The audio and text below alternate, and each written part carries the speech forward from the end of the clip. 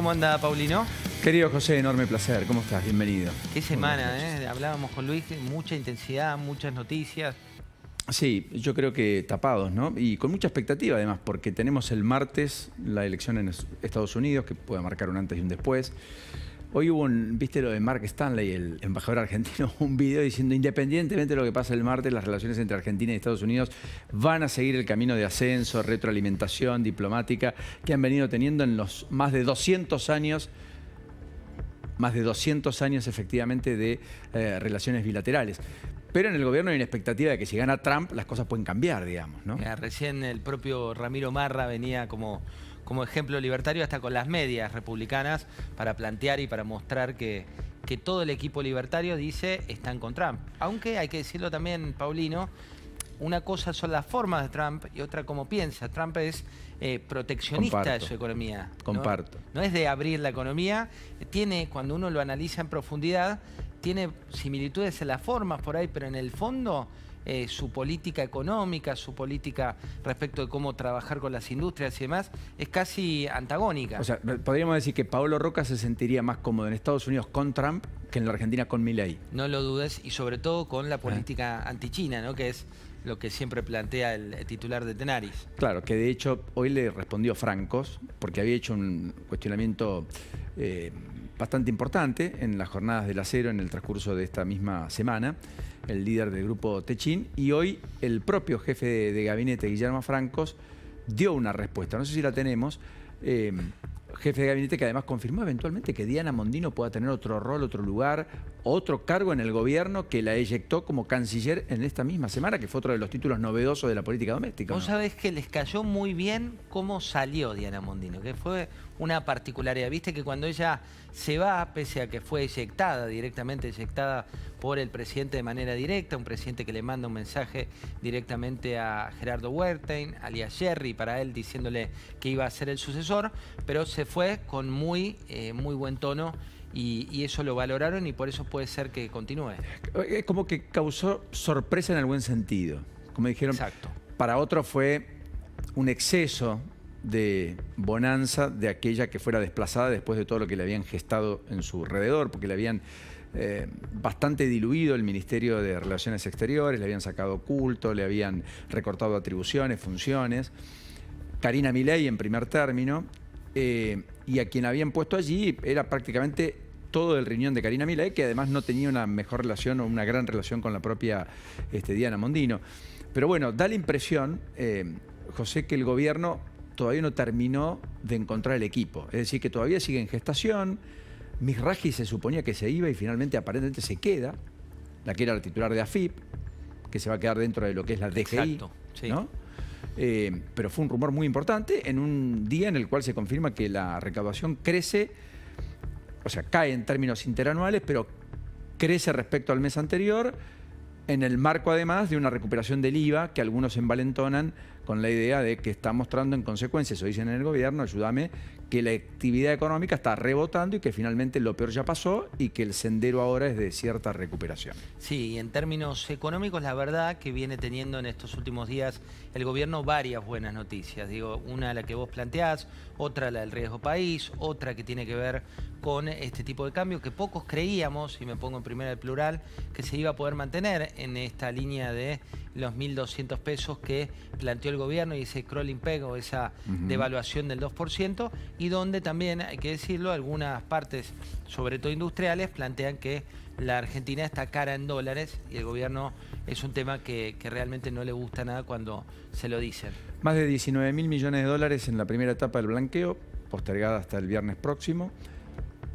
Es cierto que puede hacer, el presidente dio cuenta de que quería hacerlo, de hecho, de los más de 104.390 contribuyentes, que son los que blanquearon o abrieron más de 300.967 cuentas y blanquearon más de 19.000 millones de dólares, dice que quiere borrar de un plumazo todo para que no quede ningún tipo de registro, a diferencia del blanqueo de Macri, que recordaremos todos, alguna parte se filtró, en particular lo que blanquearon incluso familiares del expresidente. Sí, teniendo secreto tributario, con lo cual no debería haberse filtrado absolutamente nada. Se filtró en un medio de comunicación la lista de personas, sobre todo las más influyentes. Pero al margen de eso, y como complemento a esto que vos decís, Paulino, del blanqueo, se celebró mucho en el gobierno nacional el monto del blanqueo, lo que ocurrió con el blanqueo, y querían ellos instalar el tema del récord respecto de Mauricio Macri y otros blanqueos, pero por eso hablan solo en efectivo, porque el blanqueo de Macri fue muy superior en cuanto a la cuantía total. Viste que los números, vos lo sabes mejor que yo, los puedes utilizar como más te plazca y te guste y como más te queden cómodos. Entonces, el gobierno que dice es el blanqueo de billete dólar entrado al banco más importante de la historia. Exacto. Con lo cual, efectivamente, el gobierno le asiste a la derecha. Es así. Ahora, como el otro permitía activos también y demás, el de Macri fue de 100.000 millones. Está muy lejos todavía el gobierno de alcanzar esa cifra, que el gobierno de todas maneras dice que no va a llegar, no hay otra perspectiva que no sea la de 40, 50.000 millones, ya sería extraordinario. Pero es cierto que están utilizando ese dato. Lo que sorprendió sí es que el mes que dejamos atrás ayer, octubre, cierre el Banco Central recuperando dólares, comprando divisas, 14ª jornada hoy consecutiva, compró 52 millones de dólares en el día. En ese mismo contexto que vos decías, de pulsión de buena parte de los economistas, analistas, empresarios, respecto a si este dólar a este precio es un dólar caro o barato y si finalmente es sostenible en el tiempo. Que yo creo que todavía sigue siendo, de todas formas, el enigma central a despejar de la política económica en los próximos probablemente 4 o 5 meses, ¿no? Totalmente, y en eso el tiempo siempre habla, ¿no? Si realmente coinciden o confluye la devaluación con el tipo de cambio, como plantea el gobierno, si eso lo hace al modelo exitoso o no. Y esto que vos preguntabas, Paulino, de cómo iban a borrar los nombres o cómo iban a borrar los rastros respecto de este blanqueo. Dice el presidente que se está encargando él personalmente. Le puso en la cuenta ex diciendo, estamos trabajando intensamente para lograrlo. Hay que ver cómo, eso no queda muy claro. Y sobre todo en un contexto en el cual todo lo que es la agencia recaudatoria dejó de existir como la conocíamos, ¿no? Sí. A todo esto, muchos aumentos hoy, que no sé cómo van a impactar en la inflación. Lo que vamos a conocer en 10 días... va a ser una inflación que es la de hasta ayer, la de octubre. Equilibra marcó que podía ser del 3,1%. Es la primera consultora que veo arriba del 3%, porque para Ferrere sería del 2,7%, Libertad y Progreso habla del 2,7%. Incluso Equilibra habla de una inflación núcleo en 3,3%, lo cual mostraría una inercia de cara a noviembre. Ahora, el tema es que en noviembre, luz 2,5%. Gas 2,7, prepagas entre casi el 4 y el 7, colegios privados hasta el 8, cocheras, patentes, multas que se ajustan con el combustible, taxi 50% en la ciudad, expensas que tienen un ajuste a propósito de la readecuación de salarios, alquileres para los que tienen que renovar. Tenés incluso nafta y gasoil, que es el más importante porque pegan la cadena de logística. Probablemente en muy buena parte del país lo que no pasa en la ciudad quedó congelado el boleto de colectivo en 374 pesos, pero en el interior del país está aumentando. De hecho, la semana próxima en Córdoba probablemente cueste 1.200. Y el estudio de costos en Córdoba dio 2.361 pesos del boleto de colectivo, que va a ser en Córdoba, si esto ocurre, 4 veces o 3 veces y media el boleto de colectivo de la ciudad de Buenos Aires. Sí, todo junto vaticina en noviembre que no tendría a ese 3, hay que esperar, hay que ver si esto sopesa, por ejemplo, con una baja en los alimentos, si esto sopesa con una baja en productos de consumo masivo que te pueden equilibrar en parte esa balanza de precios, pero siempre que vemos tanto aumento junto, después al final del mes se termina contando. Sí, y particularmente porque vi algunos movimientos en las góndolas de precios que no venía observando. No sé si lácteos, pero sí quesos.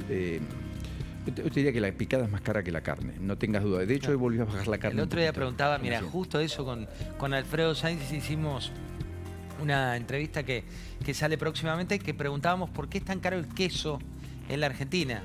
Y el tema es que para un kilo de queso tenés mucho de leche y la leche está más cara también. Entonces, toda esa suma de productos te lleva a que el queso, como bien decís, muchas veces la picada termina siendo más cara que el asado. Yo comería picada todos los días. Yo soy también. un fanático. Un Lourdes viernes, también se prende. Y un viernes, ni hablar. Un El viernes, control también, dice Oliver. un Todo. viernes podría traer alguno. Está con nosotros Juan Manuel Manganaro, presidente del grupo Gamán, perdón. Supongo que efectivamente también le gusta la picada.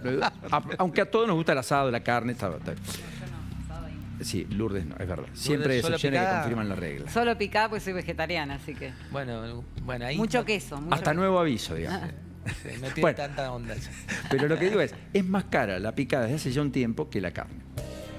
Más allá de que después, sobre el consumo de carne vacuna, empezó a haber mucho consumo de carnes sustitutas, el pollo o el cerdo, que es mucho más barato, José, en términos relativos. El cerdo creció exponencialmente. El consumo de carne vacuna incluso está en los niveles más bajos históricos de los últimos 25 años. Y si me apuras, creo que bastante más tiempo también. Digo per cápita por habitante promedio, lo que consume cada argentino promedio por año. Igual diste una buena idea de nota que va a salir próximamente, ¿eh? ¿En serio? Vamos a comparar los precios entonces de la picada y el asado, a ver si nuestra hipótesis es realidad o es solamente de fanático de picadas. Bueno, me encanta. Vamos a ver, vamos al sistema de validación, como haríamos los periodistas. Bueno, validemos. ¿Esto es así o es mito? Chequeamos.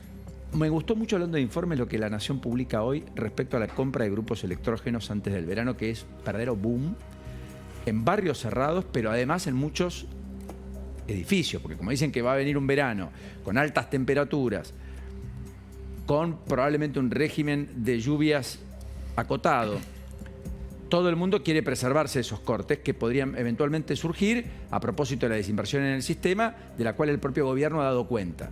Y ha abierto el paraguas respecto a decir, cuidado que puede haber cortes, no me los endilguen a mí, porque los ajustes de este año se van a ver el próximo verano, no este. Es que justamente Daniel González, que es la máxima autoridad energética dentro del gobierno nacional, lo dijo hace varios meses, que esto, Paulino, tampoco es muy habitual. Dijo en un contexto en el cual se le preguntó si venían o no cortes para el verano, dijo, hay que prepararse, se viene un verano muy cálido, puede haber cortes, estamos pensando en programarlos, y a partir de ahí también, obviamente en un segmento de poder adquisitivo bastante medio o alto, por llamarlo de alguna manera, se están preparando para pasar el verano. Sí, y después lo de los edificios es un tema, porque el ruido, cómo pones la acústica, la temperatura, la conexión eléctrica, que tiene que resistir ese grupo electrógeno, nada fácil, ¿eh?